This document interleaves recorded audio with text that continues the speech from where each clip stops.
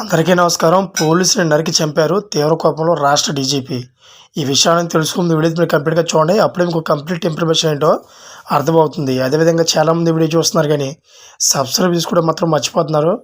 దయచేసి సబ్స్క్రైబ్ చేసుకోండి. సబ్స్క్రైబ్ చేసుకోవడం వల్ల నేను చేసే ప్రతి ఒక్క అప్డేట్ మీరు ముందుగానే పొందగలుగుతారు. అదేవిధంగా చాలామంది లైక్ చేయడం మర్చిపోతున్నారు. దయచేసి లైక్ చేయండి. లైక్ చేయడం వల్ల ఈ ఇన్ఫర్మేషన్ మనం చాలామందికి రీచ్ చేసే వాళ్ళు అవుతాం. ఇంక లేట్ చేయకుంటే వీడియోకి వెళ్ళిపోతాం. ఫ్రెండ్స్, హైదరాబాద్ సిటీలో అత్యంత ఘోర ఘటన. అందరూ షాక్ అయ్యారు.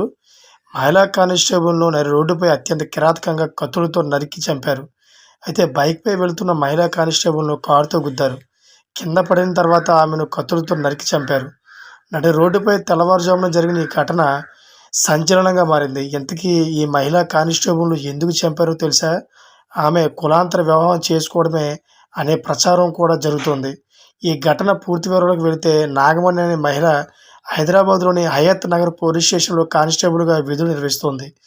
రోజువారీ విధుల్లో భాగంగా 2024 డిసెంబర్ 2వ తేదీ సోమవారం ఉదయం పోలీస్ స్టేషన్కి వెళ్తుంది. కానీ నాగమణి రాయపూర్ నుంచి ఎడ్లగూడ రహదారిపై తన బైక్పై వెళ్తున్న సమయంలో ఆమెను వెనక నుంచి కారుతో ఢీకొట్టారు దుండగులు. కారు వేగంగా ఢీకొట్టడంతో ఆమె ఎగిరి రోడ్డుపై పడింది.